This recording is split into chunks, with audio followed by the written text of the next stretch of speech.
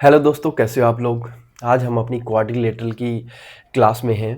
हमने बहुत सारे कंसेप्ट्स, बहुत सारे मतलब थियरी में सारी चीज़ें सीख ली हैं। अब हमें उनको बस अप्लाई करना देखना है। अप्लाई करने का भी अपना एक अलग ढंग है, उनको अप्लाई करना देखेंगे। एक बार है ना, थोड़े से दिन 2-3 दिन क्लास नहीं आ पाई, उसके लिए सॉरी। लेकिन आज से हम अपनी क्लासेस कंटिन्यू करेंगे। देखिए, बिना वक्त गवाते हुए, सुबह सुबह का मौसम, सभी लोग उठ गए हैं शायद, तो अपनी क्लास स्टार्ट करते हैं, है ना।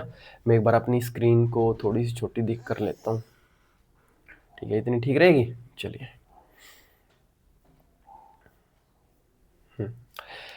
देखिए, क्या कह रहा है question. In a trapezium A B C D, A B parallel to D C. अब देखिए, ए बी अगर पैरेलल टू डी सी है तो आपको क्या करना पड़ेगा। आप यही तो बोलोगे भाई, ये जो पैरेलल साइड्स हैं वो अपनी ऊपर वाली और नीचे वाली हो जाएंगी। A C square plus B D square पूछा हुआ है, ठीक है, कोई दिक्कत नहीं है। ए बी 2 दे दिया, देखो ए बी 2 दे रखा और सी डी 4 है। इसका मतलब सी डी तो नीचे वाला होगा और ये 2 होगा। अगर मैं ए बी को यहाँ लूँ तो सी डी यहाँ होगा या नहीं। ठीक है जी। अब बी सी की वैल्यू 3 है, बी सी 3 हो गया। डी ए 5 है, डी ए 5। अब आप सभी एक बात बताओ भाई, क्या हम ये कह सकते हैं ये जो है ए बी डी स्क्वायर, ये है ए सी स्क्वायर। हमने इनका फॉर्मूला पढ़ा था कि भाई जो डायगोनल का स्क्वायर होता है ना, किसमें, ट्रेपीजियम में, वो होता है जो, देखिए ये आपकी साइड तिरछी है तो इसमें याद रखना तिरछी साइडों का square A D square plus B C square. तो हम लेंगे A D square plus B C square plus twice of ये ऊपर वाली और ये नीचे वाली। ठीक है, तो twice of A B into C D, ये आपको याद रखना है। अब हम इसमें फॉर्मूला लगा देंगे। बस ए डी स्क्वायर क्या भाई, 5 का square plus B C square 3 square plus twice of 2 into ये 4, क्योंकि सी डी अपनी 4 है। अब बताओ भाई, 5 स्क्वायर 25 प्लस 9 34, 34 में ऐड करेंगे 4 दूनी 8 दूनी 16, यानी कि 50। और ये आपका A C square plus B D square आ गया डायरेक्ट आंसर। ठीक है, यानी आपको फॉर्मूला पता होना चाहिए। फिगर मैंने इसलिए बनाया ताकि आपको पता लग जाए कि हमें तिरछी साइडों का स्क्वायर पहले लेना है। ठीक है, चलिए नेक्स्ट क्वेश्चन आपका स्क्रीन पर।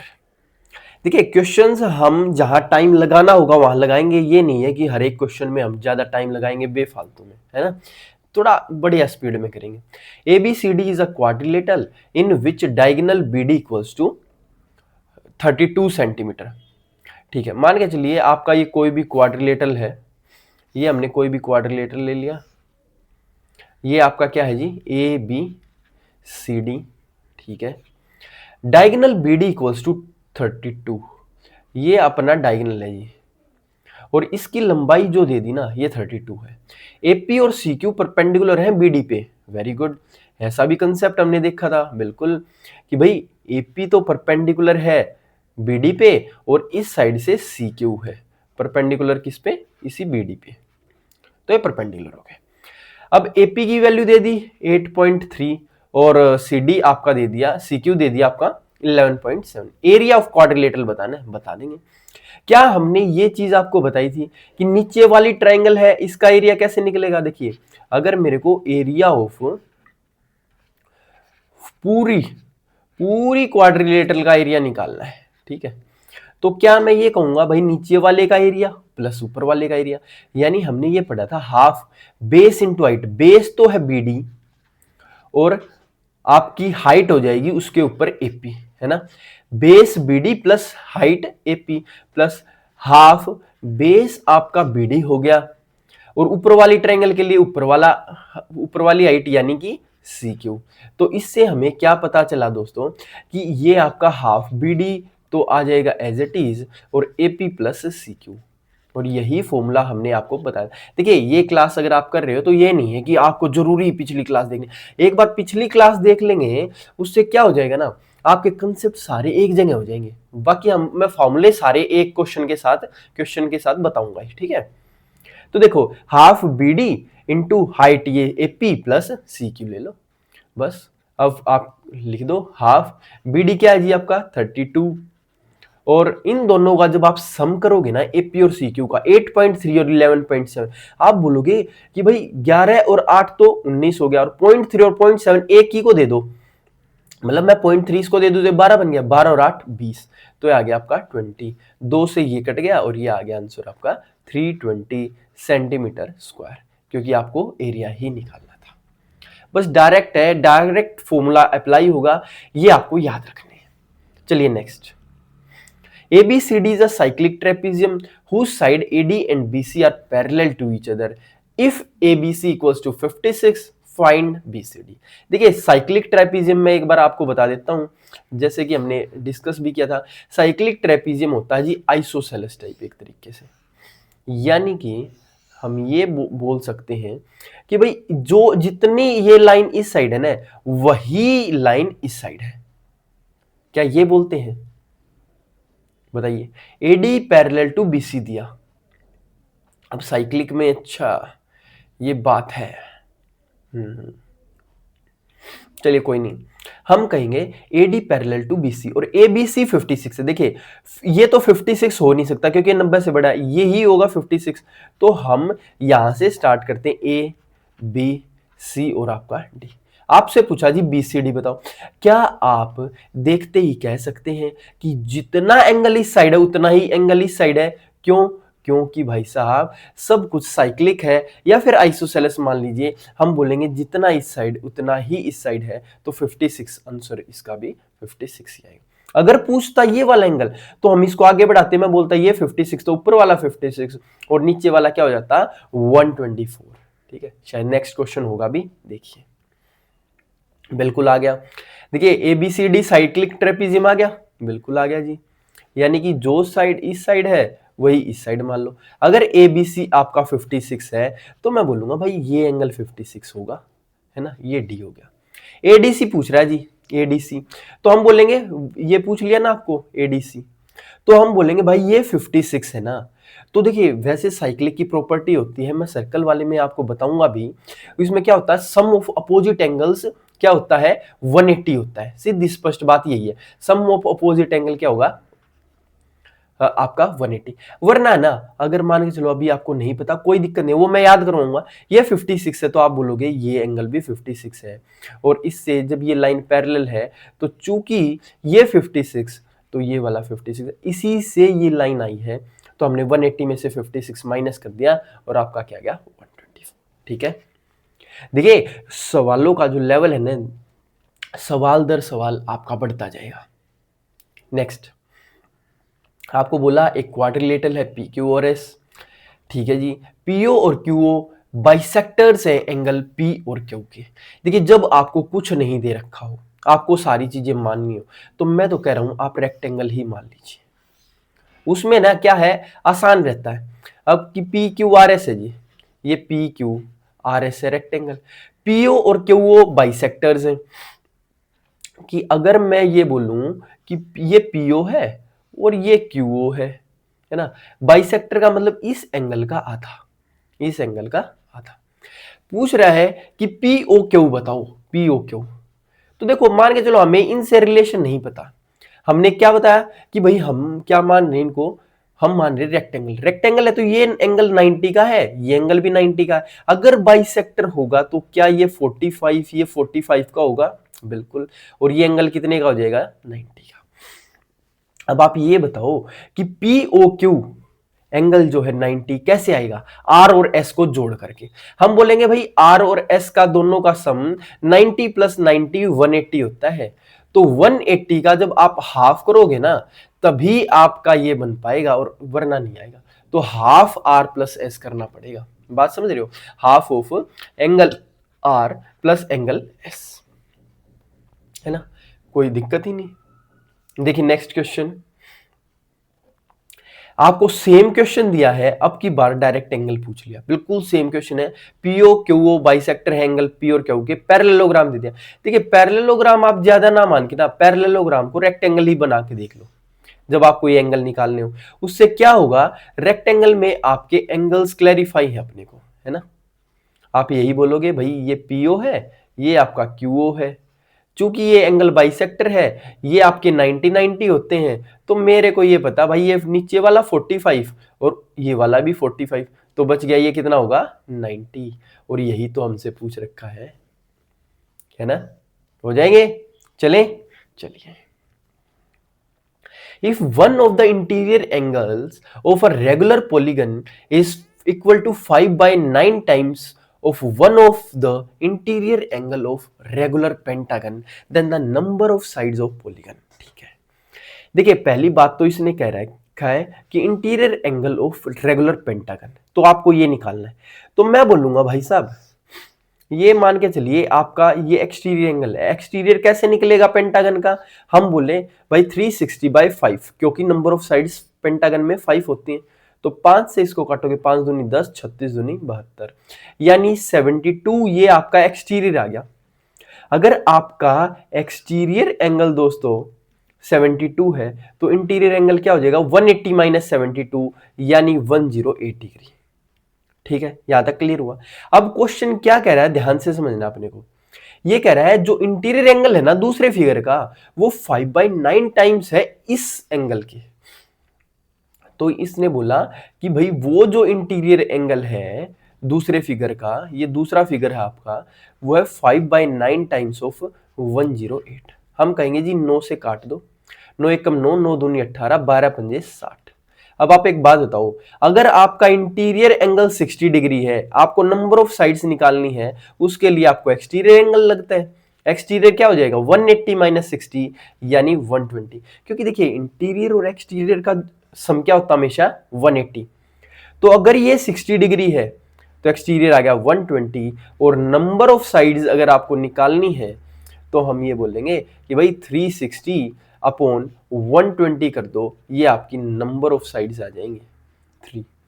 आ गई ना, बस यही तो अपने को करना था कि भाई नंबर ऑफ साइड्स पॉलीगन की क्या हो जाएंगी 3। देखिए ध्यान से समझना है, हमें क्या निकालना, पहले तो इंटीरियर एंगल ऑफ पेंटागन, वो कैसे निकाल लेंगे कि एक्सटीरियर एंगल बताओ जी पेंटागन का क्या होगा 360/5 यानी 72।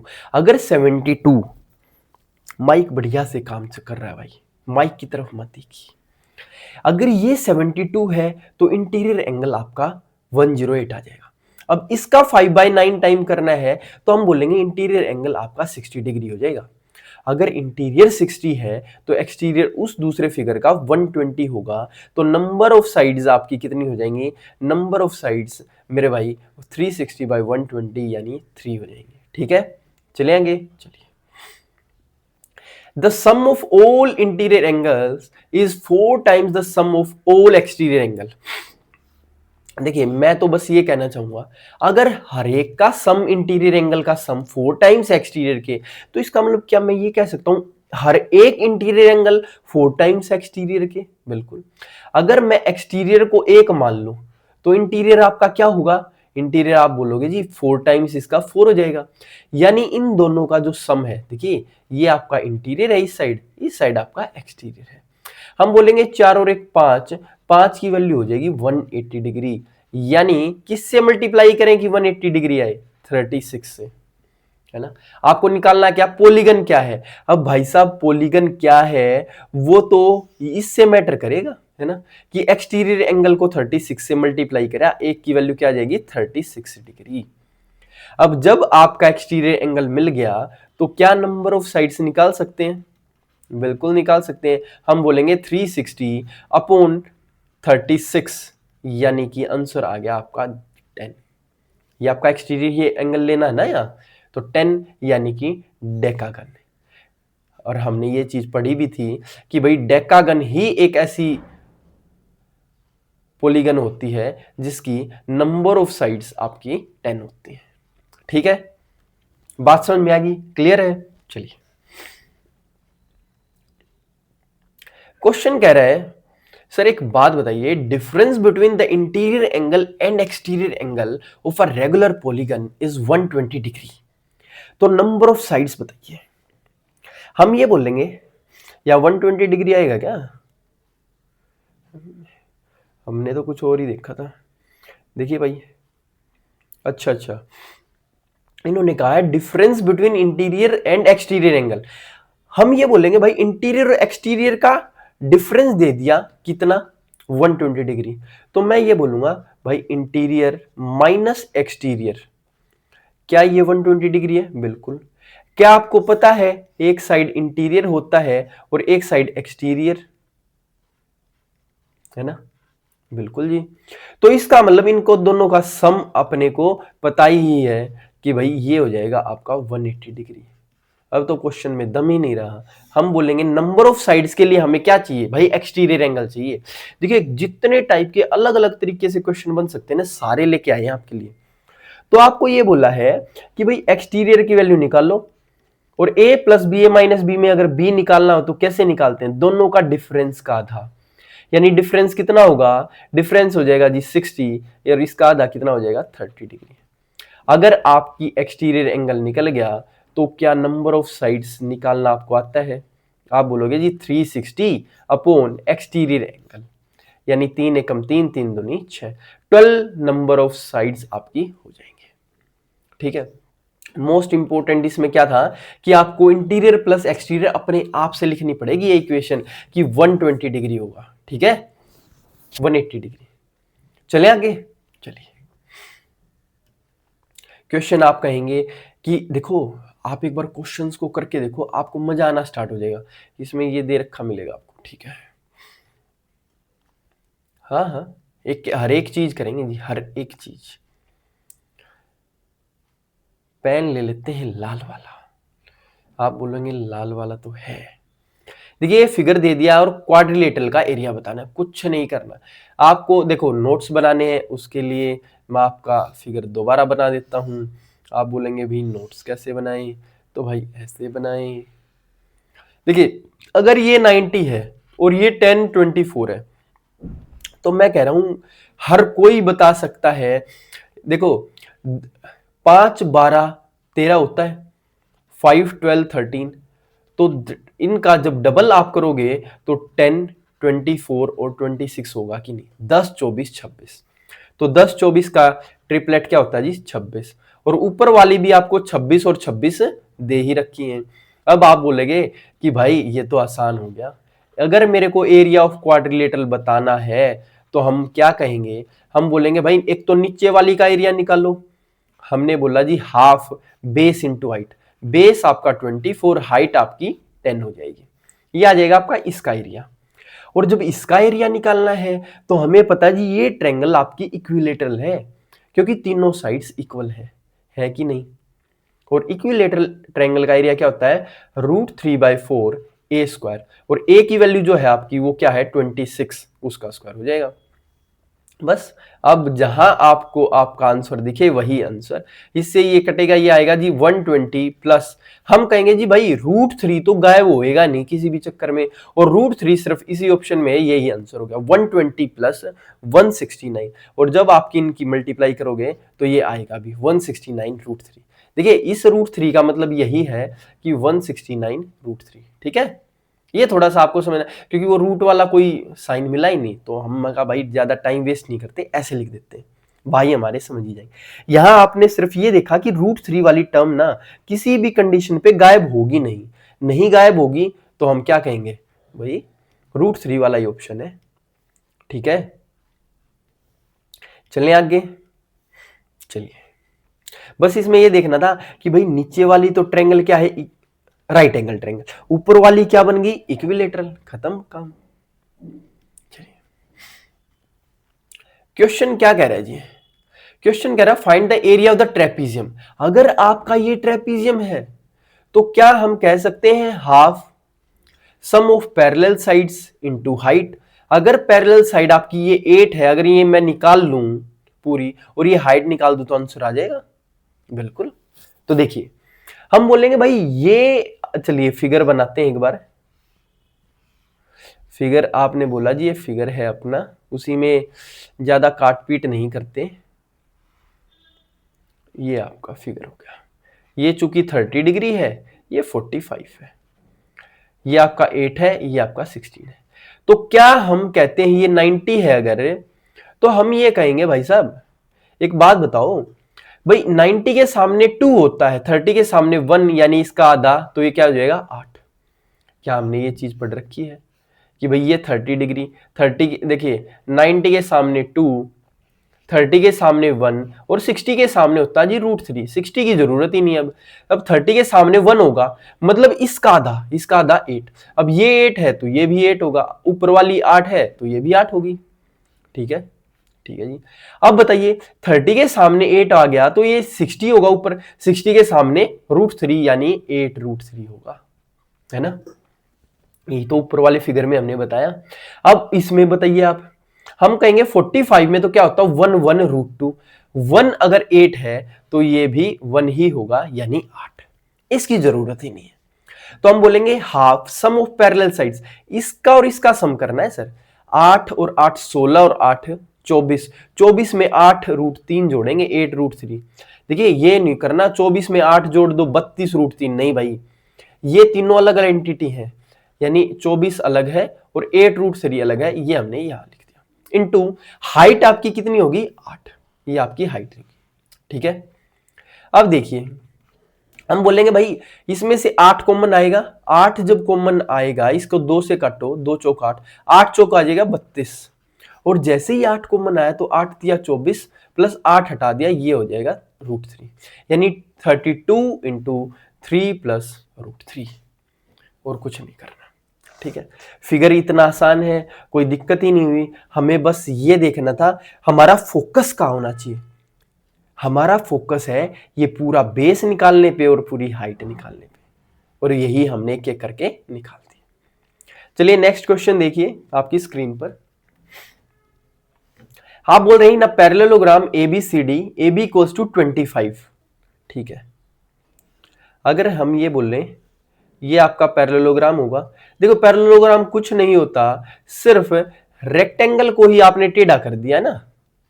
हमने बोला जी AB क्या है, AB आपकी भाई साहब 25 है, और altitude corresponding two sides AB and AD 21 and 35 है। क्या AB पे परपेंडिकुलर जो लगेगा उसकी लंबाई दे दी इसने 21, और फिर उसके बाद भाई साहब ने बोला जो जो AD पे परपेंडिकुलर है। अब आप एक बात बताओ, जो AD पे परपेंडिकुलर होगा वो किस तरीके से होगा, AD पे परपेंडिकुलर कुछ इस तरीके से आएगा कि नहीं, हाँ यहां से आ गया परपेंडिकुलर यहां, और इसकी लंबाई दे दीजिए 35। तो क्या हमने फाइंड AD निकालना है, तो क्या हमने एरिया पढ़ रखा पैरेललोग्राम का, क्या होता है जी base into height, base into height. अगर हम नीचे से देखेंगे तो बेस आपका 25 है, हाइट कितनी है 21, बेस आपका 25, हाइट आपकी 21, और इसी को हम इस तरीके से भी कह सकते हैं, अगर मैं बेस AD लूं तो उसके ऊपर हाइट यानी परपेंडिकुलर 35 है, बिल्कुल है, तो AD आपका बेस हो गया, 35 आपकी हाइट होगी। बस अब क्या करना है, अब बस मार धाड़ मचानी है, काट पीट करनी है। देखिए 7 पंजे 35, 7 तिया 21, और 5 से जब आप काटोगे तो 5 5 25, 5 से 15 आ गया, यानी 15 जो है ये आपका AD हो गया। 15 क्या हो गया जी AD, यानी ये आपका आंसर है। बात समझ में आई। बस यही करना था कि भाई जो बेस है उसके कोरस्पोंडिंग आप क्या ले लो, हाइट ले लो। यहां ये बेस है, इसके कोरस्पोंडिंग ये हाइट ले लो। नेक्स्ट क्वेश्चन, वही सेम क्वेश्चन है, बिल्कुल आपको करना है। देखिए बिल्कुल फर्स्ट क्वेश्चन करवाया था हमने ये AC² + BD² ट्रेपीजियम में। चलिए बिना फिगर बनाए करके देखिए, चलिए बिना फिगर बनाए करते हैं। हम बोलेंगे भाई AC² + BD² क्या होगा, ये होगा जी AD का स्क्वायर प्लस BC का स्क्वायर। देख लीजिए वरना आप थोड़े से कंफ्यूज हो जाएंगे। हम बोलेंगे भाई ये AB है, AB 5 है और CD 8 है, तो AB यहां ले लेते हैं और CD नीचे ले लेते हैं। ये आपका CD हो गया। ठीक है, तो AB चूंकि 5, BC 6, CD 8 और DA 10 है, तो क्या हमारी इन डायगोनल्स का जो सम है AC² + BD², क्या ये होता है तिरछी साइडों का स्क्वायर, यानी AD² + BC² प्लस ट्वाइस करेंगे जो साइड्स आपकी पैरेलल है AB × CD। बस फॉर्मूला लगा दो भाई, 5 स्क्वायर प्लस 8 स्क्वायर। नहीं, आपको तिरछी साइड लेनी है भाई, तिरछी साइड होगा स्क्वायर। तो तिरछी साइड कौन कौन सी होंगी? हमने बोला कि तिरछी है जी 10, 10 का स्क्वायर प्लस 6 का स्क्वायर प्लस ट्वाइस ऑफ ये जो पैरेलल साइड्स है उनका मल्टीप्लाई। तो 10 का स्क्वायर हो गया जी 100, 6 का स्क्वायर 36 प्लस 8 पंजे 40 दूनी 80। क्या आखिर में 6 आएगा? और आखिर में 6 और 200 से ऊपर जाएगा तो ये आपका आंसर हो गया 216। क्योंकि देखो यार 180 180 तो यही हो गया, 156 तो हो ही नहीं सकता, लास्ट में 6 तो ये तो होगा ही नहीं। तो ये आपका 216 आंसर हो गया। ठीक है, करें एक नया क्वेश्चन। देखिए क्वेश्चन की रफ्तार ये मत मानना आप कि बहुत ज्यादा करवा दी, नहीं। देखिए जहां टाइम लगाना होगा, जहां भी टाइम लगाना होगा वहां हम टाइम लगाएंगे आपके लिए। ठीक है, चलिए next question. A regular polygon is inscribed in a circle. देखिए एक सर्कल में एक रेगुलर पॉलीगन बना दिया। If a side subtends an angle 72 degree at the centre. मान के चलो कोई फिगर ऐसे बना हुआ है, बहुत सारे मतलब ऐसे ऐसे करके वो पॉलीगन बना हुआ है। तो ये कह रहा है एक जो साइड है ना, एक साइड वो सबटेंड कर रही है आपका 72 डिग्री। हमने बोला ये आपका सर्कल है, ठीक है, बात समझ में आ गई। ये कोई भी एक साइड होगी और वो इस सेंटर पे 72 डिग्री लगा रही है। तो अगर रेगुलर पॉलीगन है, रेगुलर पॉलीगन का मतलब भाई साहब ये होता है कि सारी साइडें सेम है, सिमेट्री का मामला। अब हमें ये चीज मालूम हुई कि जो ये पूरा एंगल होता ना, ये पूरा एंगल होता है जी 360 का।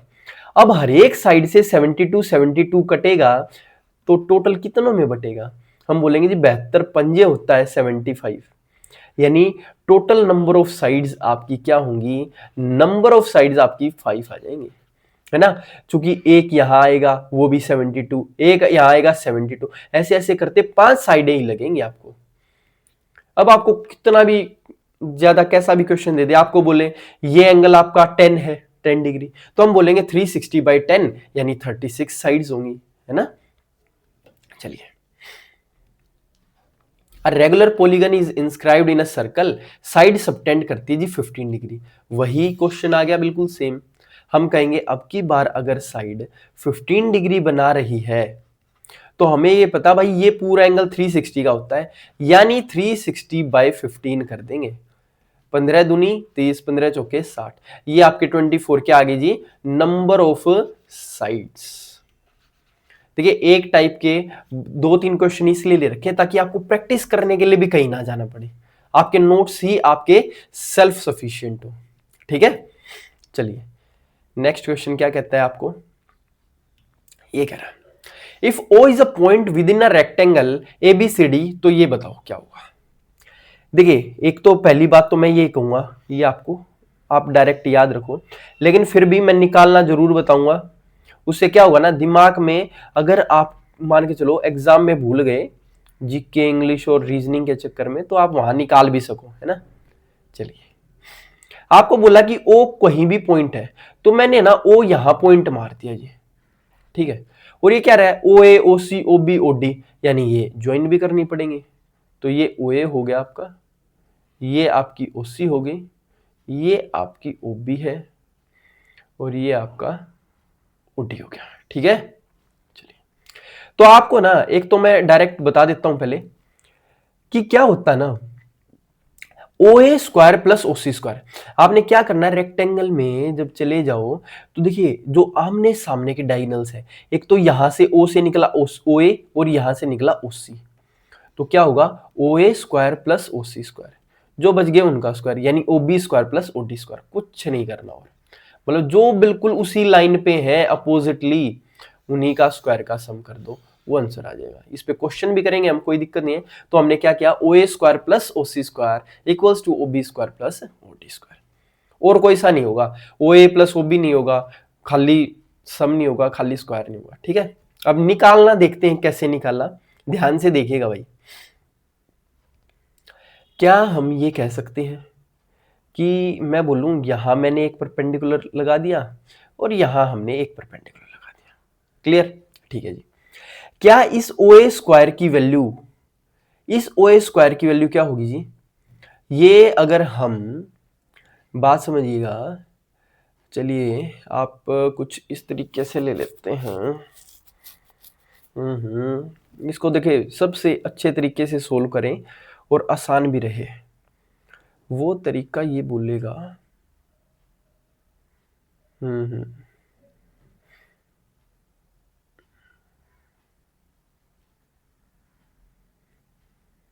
हम इसको ऐसे करते हैं जी, ओ ए स्क्वायर की वैल्यू निकालते हैं, इसको हम मान लेते हैं पी और इसको मान लेते हैं क्यू, ठीक है। तो आपने बोला ओ ए स्क्वायर होगा O P square plus P A square, clear पहली बात। और जो ये ओ सी स्क्वायर होगा, देखिए ओ सी स्क्वायर में क्या आएगा, ओ क्यू स्क्वायर आ जाएगा प्लस सी क्यू स्क्वायर। यानी अगर ये हमारा x है, ये हमारा y है, ये हमारा डिस्टेंस z है, ये हमारा डिस्टेंस w है। ध्यान से समझना है, हम बोलेंगे कि ओ ए स्क्वायर की वैल्यू क्या होगी, इसकी वैल्यू होगी जी एक्स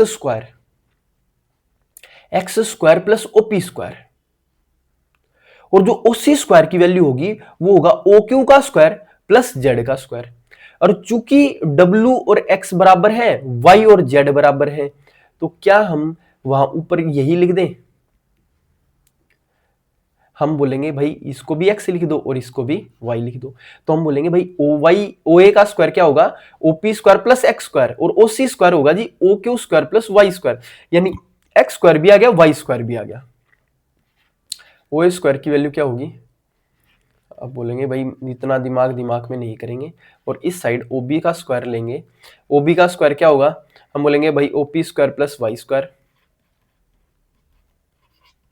और इस साइड से ओ सी का स्क्वायर क्या होगा, O Q square plus Y square, और ओ डी स्क्वायर क्या हो जाएगा, ये हो जाएगा ओ क्यू का स्क्वायर प्लस एक्स स्क्वायर। अब हमें कोई दो ऐसे ऐसे जोड़ने हैं जिनमें आमने सामने वो इक्वल हो जाए। अब आप एक बात बताओ मेरे को, क्या हम ऐसे नहीं जोड़ेंगे, इन दोनों को जोड़ा पहले दो को, तो इसमें तो ओपी है भाई, वो ओ क्यू के बराबर नहीं होगा। यानी अगर मैं एक्स स्क्वायर ले लू, एक वाई स्क्वायर ले लू, एक ओपी स्क्वायर ले लू, एक ओ क्यू स्क्वायर ले लू, तो बात बन जाएगी।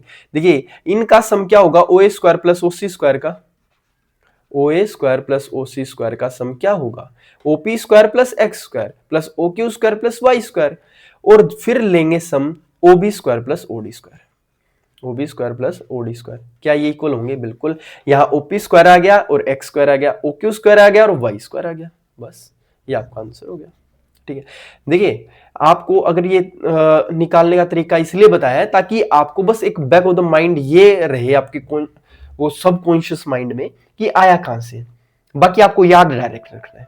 इसके ऊपर एक क्वेश्चन भी लेके आते हैं आपके लिए, देखिए रहा, O is a point within a rectangle. अगर ये पॉइंट है रेक्टेंगल के अंदर, ये आपका ओ पॉइंट हो गया, ये आपका ए बी सी और डी है, ठीक है, ठीक है जी।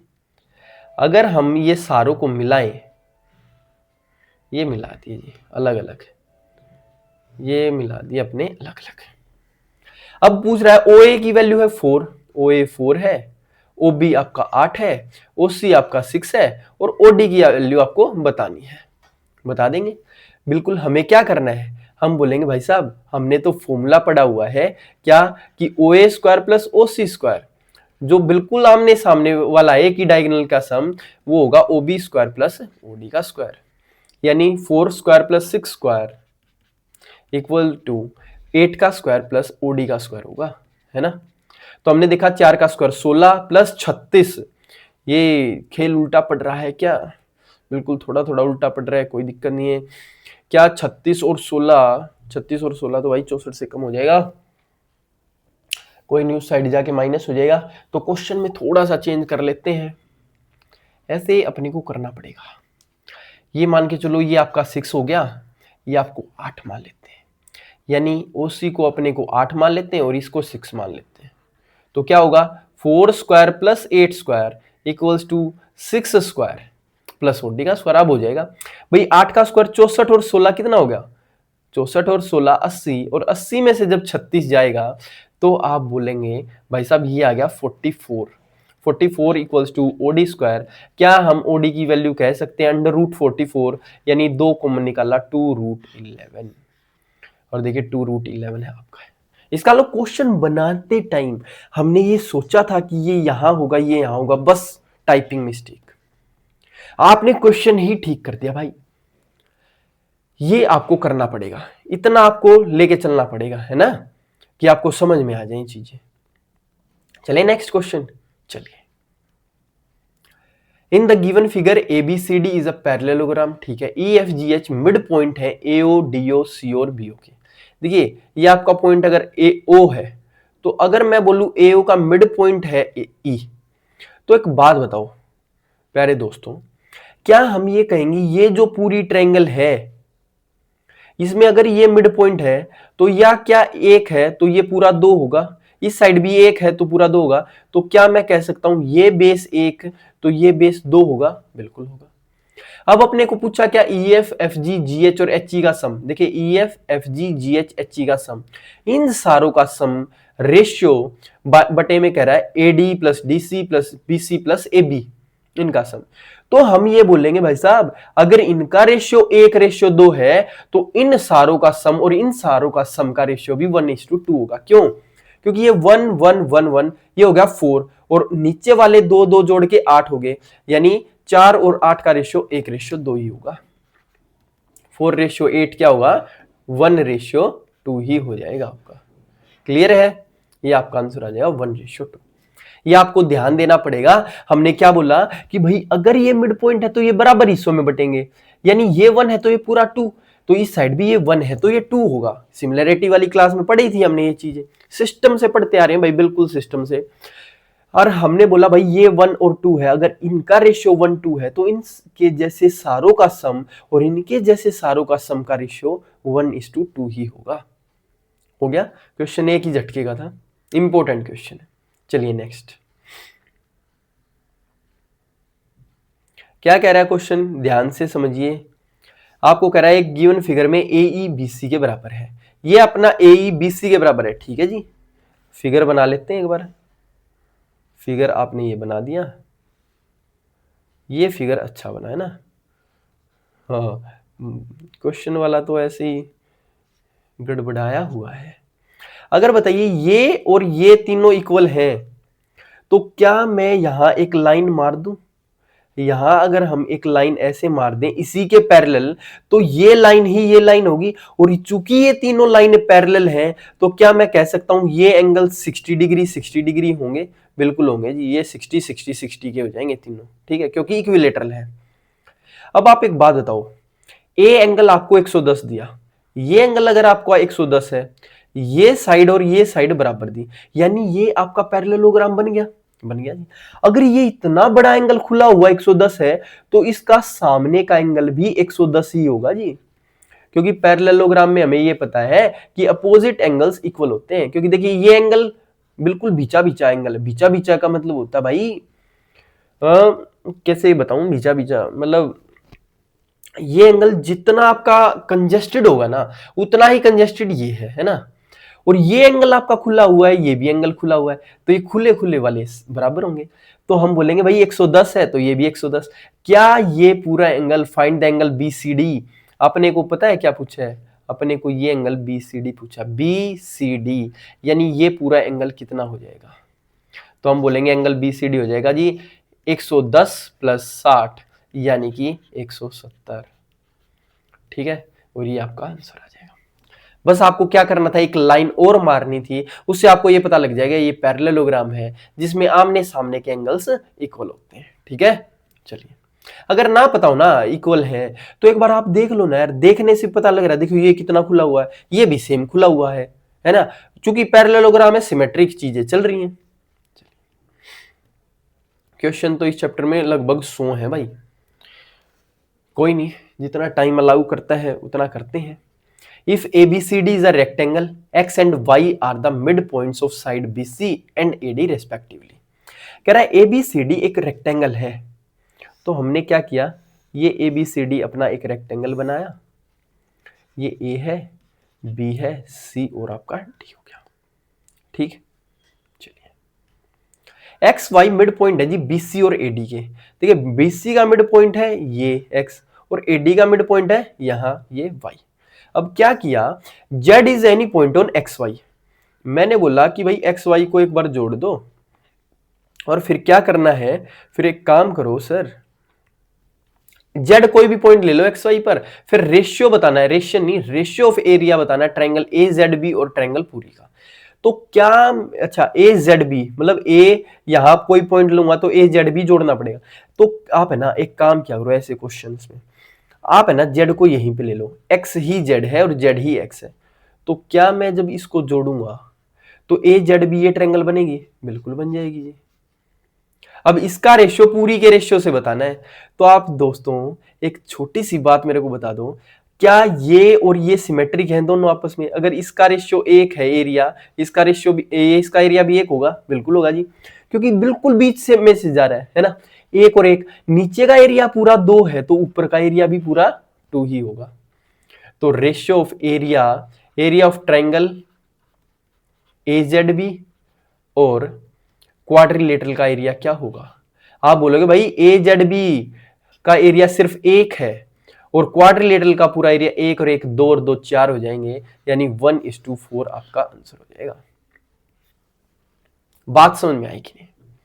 बस देखिए ना कोई फॉर्मूला लगाना ना कुछ, आप बीच में ले लेते वही हाउ बेस इनटू हाइट, फिर उसका एरिया ये एरिया वो नहीं, बिल्कुल आसान। सबसे आसान ये है, आप कॉर्नर पे मार लो, कॉर्नर पे मारते ही आपको मिल जाएगी सिमेट्रिसिटी। अगर इसका एरिया 1 है तो यहाँ 1 तो यहाँ 2, तो पूरे का एरिया 4 और इसका एरिया 1, खत्म बात। ठीक है, चलिए। In the given figure A B parallel है डीसी के, कोई नहीं आपको नहीं दिख रहा है ए बी और डीसी, तो ये देखिए अब दिख गया। Find the value of x, x की वैल्यू बतानी है। क्या हमने आपको ये चीज बताई थी, कैची फिगर बताया था? ट्रेपीजियम के सारे जब कंसेप्ट हमने क्लियर किए तो क्या हमने आपको कैची फिगर बताया था दोस्तों? आप बोलोगे बिल्कुल। और कैची फिगर कहता है कि ओ से पकड़िए सर, ओ से इस साइड इन दोनों की मल्टीप्लाई, ओ से इसी साइड इन दोनों की मल्टीप्लाई, इस साइड कैंची और इस साइड कैंची बराबर हो गई, तो इसका मतलब इन दोनों की मल्टीप्लाई होगी सर, यानी ओ ए इंटू ओडी इक्वल होगा जी ओबी इंटू ओसी। क्लियर? इन दोनों की मल्टीप्लाई इन दोनों की मल्टीप्लाई इक्वल होगी, तो इन दोनों की मल्टीप्लाई करो भाई, 3 इंटू 3x माइनस 19 और इक्वल होगा ये आपका x minus 5 into x minus 3। अब देखिए x बताना है, आप क्या करो डायरेक्ट ये पुट करना शुरू करो ऑप्शंस, ठीक है, क्योंकि यहाँ इक्वेशन बनेगी, इक्वेशन से बढ़िया ऑप्शन ही पुट कर लेते हैं। तो आप बोलोगे जी पहला ऑप्शन हमने उठाया, चूंकि हमने फर्स्ट ऑप्शन ही उठा लिया, तो आप बोले भाई x इक्वल्स टू 9, 9 पुट करो, x इक्वल्स टू 9। भाई 9 तिया 27, 27 में से 19 गया, ये आपका 8, 8 तिया 24, इस साइड आएगा आपका 24। क्या इस साइड 9 में से 5 गया 4 और 9 में से 3 गया 6, 6 चौक 24। क्या ये इक्वल आए? बिल्कुल आ गए जी, इसका मतलब x इक्वल्स टू 9 तो होगा। लेकिन अब देखो x इक्वल्स टू 9 इसमें भी है और इसमें भी है, अगर हम 8 और देख लें अगर है तो यही ऑप्शन हो जाएगा, वरना आपका 9 रहेगा, 7 पे जाना ही नहीं। ठीक है, तो हमने बोला कि भाई हम x इक्वल्स टू 8 और पुट करके देख रहे हैं, तो 8 तिया 24 में से 19 गया, 5 5 तिया 15, इस साइड आएगा जी 15 इक्वल्स टू 8 माइनस 5 3, 8 माइनस 3 5 और 5 तिया 15, ये भी आ गया, यानी दोनों की साइड 15 15 है। इसका मतलब x इक्वल्स टू 9 भी आपका ठीक है और x इक्वल्स टू 8 भी आपका ठीक है, जो कि सी ऑप्शन है, ये ऑप्शन था, तो इसका मतलब बी ऑप्शन हो जाएगा 8 एंड और 9 बोथ, या तो 8 हो या फिर 9 हो। ठीक है, बस आपको क्या याद रखना था इसमें, आपका कैची फिगर, कि भाई कैची फिगर होगा इन दोनों की मल्टीप्लाई इक्वल्स टू इन दोनों की मल्टीप्लाई, फिर तो भाई पुट किया बस, ये तो कोई भी कर लेगा। चलिए, इन अ पैरेललोग्राम ABCD P और Q मिड पॉइंट है आपके साइड AB और DC के, ये आपका पैरेललोग्राम है, ये हमने ले लिया इस साइड, इस साइड ABCD, P और Q मिड पॉइंट है जी AB का, AB का मिड पॉइंट यहां है, CD का मिड पॉइंट यहां होगा क्योंकि मुड़ा हुआ फिगर है। क्वाड्रिलेटरल APCQ बताओ, बताओ क्या क्या जोड़ना है, अभी जोड़ देते हैं। APCQ, AP हो गया CQ हो गया, अच्छा इसका मतलब ये जोड़ मिलाने पड़ेंगे, ये आपको मिलाने पड़ेंगे।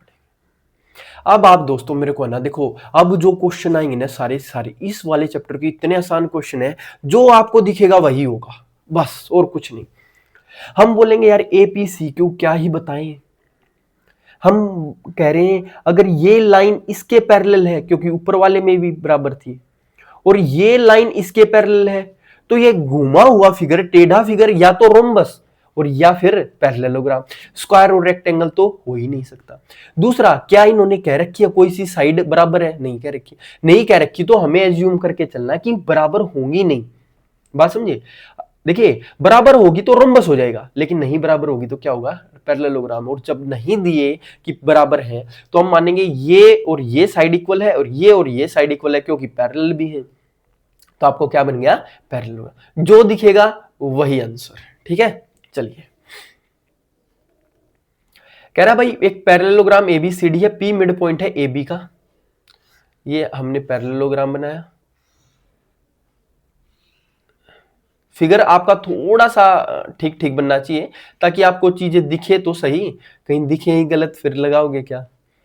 मिड पॉइंट AB का है जी P, और CP बाइसेक्ट करता है एंगल BCD को। देखो भाई ये आपका CP है और ये इस एंगल BCD को बाइसेक्ट कर रहा। बाइसेक्ट का मतलब ये आधा आधा बांट रहा भाई। Okay, find DPC। आपको बताना है DPC। क्या मेरे को अगर ये एंगल बताना है DPC तो मैं बता दूंगा। मैंने क्या बताया था आपको, जब भी आपको एंगल निकालना है वो, तो आप है ना ध्यान रखिए बात, पैरेललोग्राम को तो रेक्टेंगल में कन्वर्ट कर दो और रोम्बस को कन्वर्ट कर दो जी स्क्वायर में, जहां से इनका ओरिजिन हुआ है। ठीक है, बस और कुछ नहीं करना। तो अगर मैं इसको ना पैरेललोग्राम को अगर मैं रेक्टेंगल बनाता, आपका डायरेक्ट आंसर आ जाएगा, क्योंकि उससे देखो क्या आप बोल रहे हो कि भाई DP को मिलाया, ये इसका क्या है? आधा। अगर ये इसका आधा है 45 का, तो ये 45 हो गया। इस साइड ये भी 90 था, इस साइड चूंकि ये भी 90 था तो इसका भी आधा होगा, है ना। ये इसका आधा, ये इसका आधा, तो 45 ये बच गया। तो बीच में क्या 90 आएगा या नहीं? बिल्कुल आएगा जी। 45 का क्या बन जाएगा जी? 90। ठीक है, देखिए इस वाले फिगर में क्या होगा ना, आप थीटा 180 माइनस थीटा ये वो करोगे, उससे बढ़िया क्या है ना, आप इस फिगर को कन्वर्ट कर लो रेक्टेंगल में, उससे आपका डायरेक्ट आंसर आ जाएगा। ठीक है, चले आगे। चलिए, एक गुट आंसर, एक गुट आंसर नहीं, एक गुट पानी पी ले भाई।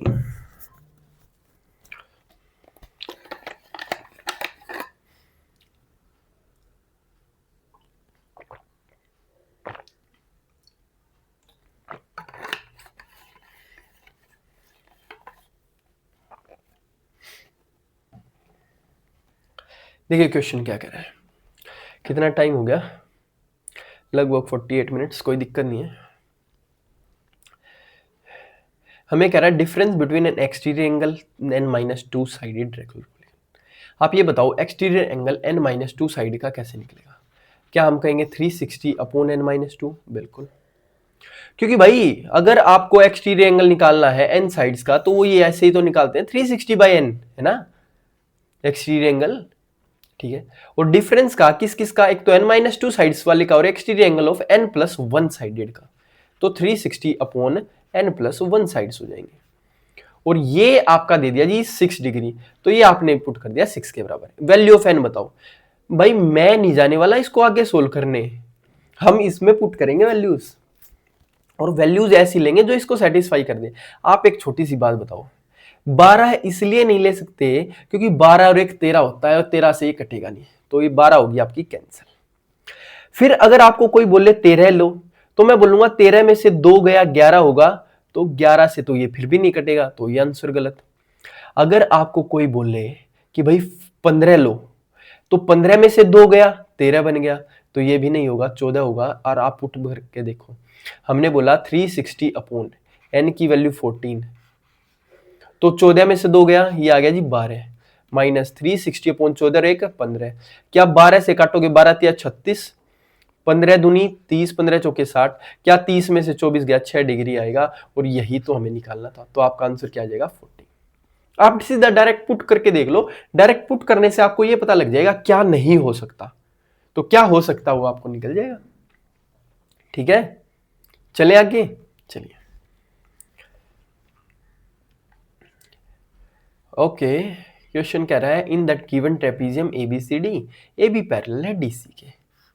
ये आपका AB हो गया, ये आपका DC बना लेंगे, ये आपका ट्रेपीजियम है, बिल्कुल स्ट्रीक बना भाई। M and N mid point है साइड BD AD और BC के, AB 20 है, MN 22 है, CD बताओ। भाई देखो सीधी बात मैं बताता हूं आपको, अगर ये मिड पॉइंट है तो मिड पॉइंट होंगे यहां M और N, कौन कौन सी साइड के, AD और BC के, क्योंकि A यहां होगा, D यहां होगा, BC यहां होगा, मिड पॉइंट है। तो आप एक छोटी सी बात बताओ सोच करके, अगर MN आपका 22 है और AB 20 है तो क्या 20 ऊपर होगा कि नहीं? बिल्कुल होगा जी, है ना। इससे ये पता लग गया कि AB कहां होगा। अगर ये मिड पॉइंट है दोस्तों, तो क्या हमने ये चीज पढ़ी थी कि भाई इन दोनों का सम AB प्लस CD का सम का आधा ही MN होगा? बिल्कुल होगा जी। यानी जो MN होता है वो AB और CD के सम का आधा हो जाएगा डायरेक्ट, बस यानी इनका एवरेज। और एवरेज निकालना मैं कह रहा हूं फॉर्मूले में क्यों पुट कर रहे हो यार, 20 और किसका आधा 22 होगा, यानी कंसेक्यूटिव है, बीच में 22 है, यहां का गैप 2 है तो अगले का भी गैप 2 होगा, यानी ये 24 होगा कि नहीं? बिल्कुल, यानी 20 और 24 के बीच में ही तो 22 आएगा, यही तो लिख रखा है। या फिर आप पुट करके देख लो भाई, मैं तो पुट करने वाला हूं नहीं, MN की जगह लिखो 22, AB की जगह लिखो 20 प्लस CD/2, और यहां से आपका आ जाएगा कि भाई 22 दूनी 44, 44 में से 20 गया 24। लेकिन आपको देखो ये छोटी छोटी बातें समझनी पड़ेंगी कि भाई चूंकि ये इसके बीच की टर्म है तो ये यहां से गैप अगर 2 का तो यहां भी 2 का होगा, तो ये वैल्यू क्या आ जाएगी 24, ये आपका आंसर। ठीक है, चलिए आगे। चलिए क्वेश्चन बहुत ही इंपॉर्टेंट क्वेश्चन है भाई, वेरी इंपॉर्टेंट। क्या कह रहा है, इन अ क्वाड्रिलेटरल ABCD, ये आपका कोई भी क्वाड्रिलेटरल ABCD और एंगल B आपका 90 दिया है, ध्यान से समझना है अपने को। एंगल B पे 90 है, यानी ये आपने B बना दिया चूंकि इस पे 90 लिखना है। ठीक है, हम क्या बोल रहे हैं कि भाई इस साइड को कैसे भी कर दो, इस साइड को कैसे भी कर दो। अगर ये A है तो मैं इस साइड A B C और D ऐसे बना लेता हूं। ठीक है, ये 90 का हो गया। अब क्या बोला, AD square equals to AB square plus BC square. आप एक बात बताओ, जब मैं इसकी वैल्यू लिखूंगा, क्वेश्चन में क्या कह रखा है कि AD square equals to AB square plus BC square plus CD square इसके इक्वल है, और कह रहा है एंगल ACD बताओ, यानी ये एंगल आपने को बताना है। तो हम ये बोलेंगे भाई साहब पहले जो इन्होंने लाइन दे रखी ना इसका क्या मतलब है, मैं बोलूंगा भाई अगर ये 90 है, AB square plus BC square क्या होगा, AC स्क्वायर के बराबर, यानी AB square plus BC square Pythagoras theorem लग गई तो ये AC स्क्वायर के बराबर हो गया।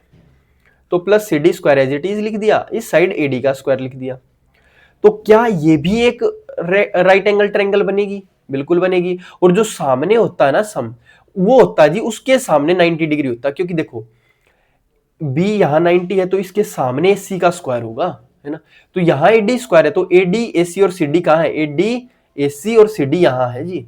तो इसका मतलब AD के सामने 90 होगा क्योंकि इस साइड AD है, तो ये एंगल आपका क्या हो गया 90, और यही तो पूछा था भाई, ये आपका आ गया 90 डिग्री। ठीक है, 90 डिग्री, ये आपको थोड़ा अंडरस्टूड रखना है, हमारे यहाँ नहीं लिखा हो तो ये डिग्री होगा। क्लियर, हमने पहले देखा कि ये पाइथागोरियन ट्रिपलेट है चूंकि ये AC स्क्वायर हो गया, प्लस फिर देखा AC square plus CD square, इन दोनों का स्क्वायर का सम ये है तो ये हाइपोटेन्यूज होगी, और हाइपोटेन्यूज के सामने आपका 90 होगा। ठीक है, चलिए क्वेश्चंस को ऐसे ना चुटकियों में उड़ा देंगे भाई, कोई औकात ही नहीं रहने देंगे क्वेश्चंस की आपके आगे। ABCD स्क्वायर है, हमने बना दिया भाई ये स्क्वायर ABCD, और क्वेश्चन फिर बोला भाई साहब F is the mid point of AB, F mid point ले लिया, और E पॉइंट है BC पे, कुछ भी पॉइंट है such that BE is 1/4 of BC, यानी मैंने E ऐसी जगह पॉइंट लिया कि ये पूरी का 1/4 है। अगर मैं इस पूरी को 4 मानूं तो ये 1 है जी। ठीक है, ये दोनों भी सेम है, यानी इसको भी 1 1 मान लो। ठीक है, कोई दिक्कत नहीं है। इन दोनों को सेम करना है। और ओहो, आप एक बात बताओ यार, अगर ये आपका स्क्वायर है, ये अगर आपका स्क्वायर है, तो मैं कहूंगा ये साइड अगर आपकी 4 है तो ये भी पूरी 4 होगी। और जब ये चूंकि 4 है तो ये आपका क्या 2 में बटेगा कि नहीं? बिल्कुल बटेगा, है ना। और ये आपका 1 हो गया, खत्म। अब तो question, if the area of the triangle EBF 50, यानी EBF, इनको जोड़ दो, EBF ट्रायंगल का एरिया कह रहा है 50, तो लेंथ बताओ AC की। वेरी गुड, AC की लेंथ बतानी है। यानी अगर मेरे को इसकी वैल्यू पता लग जाए एक की, तो 4 की निकालूंगा। 4 और 4 ये क्या होगा? 4√2 होगा कि नहीं? ये सारे गोले में भाई, गोले में, यानी गोला मान लो या x मान लो। अगर मैं इसको 1x 2x 2x 4x है तो ये 4√2x है। और 4√2 का मल्टीप्लाई है ना सिर्फ, अच्छा कोई नहीं, देखते हैं क्या आता है। हाँ बोलोगे भाई, अगर इसका एरिया, अगर ये 2x है और ये x है, तो क्या मैं कह सकता हूं area of the triangle EBF? Area of triangle EBF क्या होगा? आप बोलोगे half base into height. Base है जी 2x और हाइट आपकी कितनी है? 1x। ये आ गया जी, क्योंकि यहाँ 90 डिग्री है। तो हमने बोला भाई 2 से 2 कट गया, एक्स स्क्वायर की वैल्यू क्या आई? 50। यही तो बोल रखा है 50, तो एक्स स्क्वायर 50 आ गया जी। निकालना क्या है? हमें निकालना जी AC। क्या एक्स स्क्वायर 50 है तो एक्स की वैल्यू क्या होगी? √50। 25 दूनी 50, 5 बाहर आ जाएगा और 2 आ जाएगा यहाँ, 5√2। हमें निकालना क्या जी? AC। AC आपका होगा 4√2x। 4√2 तो है ही, x और लगा दो साथ में, तो 4√2 और इनटू में हो जाएगा 5√2, क्योंकि x की वैल्यू है। तो 4 पंजे 20 और √2 पूरा 2 बन जाएगा। 4 पंजे 20 दूनी 40, तो ये क्या आ जाएगा आपका? 40। यानी पूरे की लेंथ जो है AC की वो 40 हो जाएगी। अगर आपका ऑप्शन नहीं दे रखा तो आप E ऑप्शन बना लो। मान लो ये TCS ने बनाया है, बस और कुछ मत करो, ठीक है। क्वेश्चन बिल्कुल यही होगा, ऐसे ही होगा भाई। क्वेश्चन का तरीका हम चेंज नहीं करने वाले बिल्कुल भी, क्योंकि क्वेश्चन हमारा आसान है और ठीक भी है। अगर आपको लगे तो एक बार देख लो, कमेंट्स में बता देना। चलें आगे, चलिए। ABCD रेक्टेंगल है। अब की बार क्या हुआ? ABCD रेक्टेंगल है, ये हमने बना दी ABCD को रेक्टेंगल।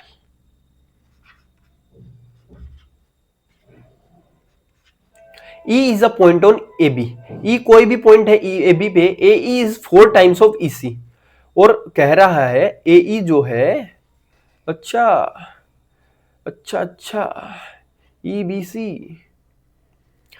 E इस साइड होगा अगर, तो EBC का एरिया होगा, बिल्कुल ठीक है।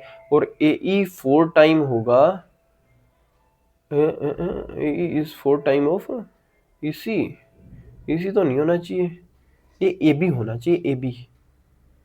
AE is 4 टाइम्स ऑफ,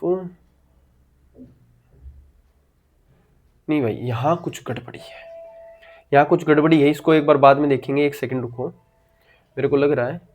ये देखते हैं क्वेश्चन, ठीक है। आपको बोला ही ना quadrilateral ABCD, AB plus CD plus DA plus ये क्या होगा? आप बताओ, कोई भी क्वाड्रिलेटरल ऐसे ऐसे करके बना लो। हमने बना लिया भाई, ABCD। और आप पता है क्या बोलोगे? इन्होंने कहा है ये इक्वल टू 2AC है, 2AC 2AC, AC है तो AC को एक बार जोड़ दो। AC को जोड़ने की जरूरत है इतनी गर्मी के अंदर? आप कह रहे हैं ठंड है सर। भाई आप एक बात बताओ, अगर मैं ट्रायंगल का वो लगाऊं तो ट्रायंगल में क्या होता पता है? ट्रायंगल में होता है X Y और Z में कि भाई दो का जो सम होगा ना वो तीसरी से हमेशा बड़ा होता है और डिफरेंस हमेशा छोटा होता है। लेकिन यहां सम की बात हो रही है तो सम हम क्या बोलेंगे भाई? दो का सम, यानी AB और BC का सम क्या बड़ा होगा AC से? बिल्कुल होगा। तो हमने लिखा AB प्लस BC, और तो ये हम बोले कि भाई ये डबल, ये बड़ा होगा AC से, है ना। और फिर ऐसे ही CD प्लस AD, क्या CD प्लस DA क्या ये भी बड़ा होगा इसी से? बिल्कुल, क्योंकि ट्रायंगल की तीसरी साइड है, ये बड़ी होगी। तो क्या जब आप इनका सम करोगे यहां, तो वो आएगा जो क्वेश्चन में आपको पूछ रखा है कि भाई चारों साइडों का सम AB plus BC plus CD plus DA, तो ये भी बड़ा होगा आपका ट्वाइस ऑफ AC से। होगा कि नहीं।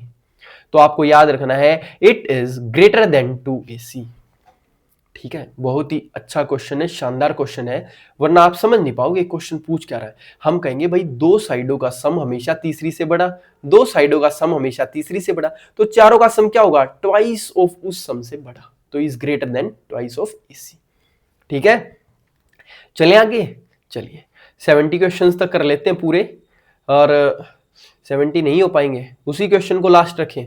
चलिए इसी क्वेश्चन को लास्ट रखते हैं। नेक्स्ट क्लास में हम अपने टोटल इसमें 100 क्वेश्चन है, 32 क्वेश्चन के आसपास बचे, आसान क्वेश्चन है, बिल्कुल कर देंगे यार, उनको भी कर देंगे, है ना। तो मिलते हैं हम अपनी प्यारी सी नेक्स्ट क्लास में, तब तक के लिए। अच्छा भाई ठंड लग रही है, नीचे से अपनी दिख रही है, कोई नहीं। हम आपको ये बताना चाहते हैं कि नेक्स्ट क्लास में अपना क्वाड्रिलेटरल चैप्टर फिनिश हो जाएगा। आप एक बार अच्छे से रिवीजन करो सारी चीज़ों की, और भाई एग्जाम चूंकि आपका नज़दीक है, चाहे जिस भाई का पेपर हो रखा है चाहे ना हो रखा हो, आपको सारी की सारी चीज़ें रिवाइज करते हुए चलना है। अगर कोई भी डाउट हो तो एक बार बता देना, मैं आपके साथ हूँ। ठीक है, मिलते हैं नेक्स्ट क्लास में, तब तक के लिए आप अपनी हेल्थ का अच्छे तरीके से ध्यान रखिए, बढ़िया तरीके से खाइए पिए, और रजाई में घुस के बुक्स लेके पढ़ लीजिए। मिलते हैं नेक्स्ट क्लास में। जय हिंद।